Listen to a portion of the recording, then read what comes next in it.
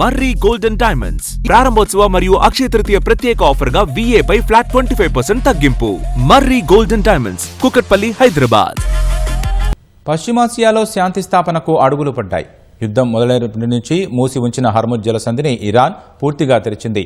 కాల్పుల విరమణ ముగిసేదాకా వాణిజ్య నౌకలు అందులో రాకపోకలు సాగించొచ్చని ఇరాన్ విదేశాంగ మంత్రి అబ్బాస్ అరాగ్చి ప్రకటించారు. హర్ముజ్ పూర్తిగా తిరిగి తెరుచుకోవడంతో చమురు ధరలు దాదాపు 11% వరకు తగ్గాయి. తీవ్ర ఉద్రిక్తతలతో అట్టుడుకుతున్న పశ్చిమాసియాలో సుస్థిర శాంతి స్థాపన దిశగా అత్యంత కీలక ముందడుగు పడింది. తమపై దాడులకు ప్రతీకారంగా ఇన్నాళ్లు మూసి ఉంచిన హర్మూజ్ జలసంధిని ఇరాన్ పూర్తిగా తెరిచింది. కాల్పుల విరమణ ఒప్పందం గడువు ముగిసే వరకు వాణిజ్య నౌకలన్నీ అందులో రాకపోకలు సాగించొచ్చని ప్రకటించింది. ఈ మేరకు ఇరాన్ విదేశాంగ మంత్రి అబ్బాస్ అరాగ్చి ఎక్స్లో పేర్కొన్నారు. లెబనాన్లో కాల్పుల విరమణ అమలవుతున్నందున హర్మూజ్ ను పూర్తిగా తెరుస్తున్నామని చెప్పారు. అయితే ఇరాన్ ఓడరేవులు, సముద్ర రవాణా సంస్థ ఇప్పటికే ప్రకటించిన మార్గంలో మాత్రమే అవి ప్రయాణించాలని అరాగ్చి స్పష్టం చేశారు. ఇజ్రాయెల్, లెబనాన్ మధ్య 10 రోజుల కాల్పుల విరమణ ఒప్పందం గురువారం కుదిరింది. అమెరికా, ఇరాన్ మధ్య ఉద్రిక్తతల్ని తగ్గించే ప్రయత్నాల్లో భాగంగా ఇరాన్ అగ్రనేతలతో పాక్ సైన్యాధిపతి ఫీల్డ్ మార్షల్ ఆసిమ్ మునీర్ గురువారం విస్తృతంగా చర్చలు జరిపారు. ఈ 2 పరిణామాలు చోటు చేసుకున్న మరునాడే హర్మూజ్ ను తెరుస్తున్నట్లు ఇరాన్ ప్రకటించింది.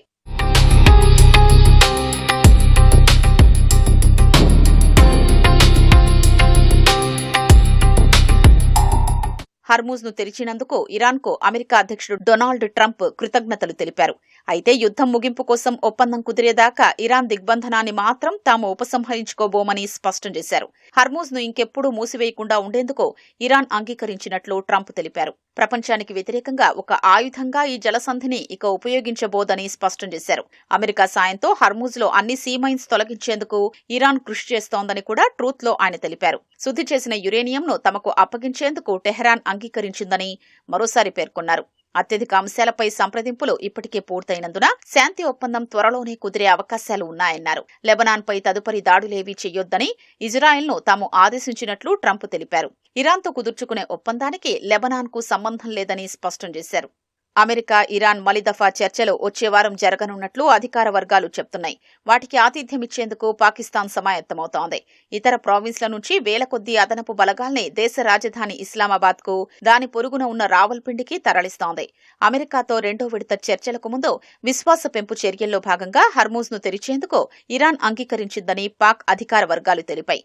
మరోవైపు అణుపదార్థం విషయంలో అమెరికా ఆందోళనల్ని తొలగించి అందుకు ప్రతిగా ఆంక్షల కారణంగా స్తంభించిన తమ $20 బిలియన్ ఆస్తుల్ని విడిపించుకోవాలని ఇరాన్ భావిస్తున్నట్లు అమెరికా మీడియాలో వార్తలొస్తున్నాయి.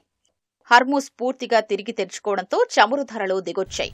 శుక్రవారం ఒక్కరోజే దాదాపు 11% వరకు చమురు ధరలు తగ్గాయి.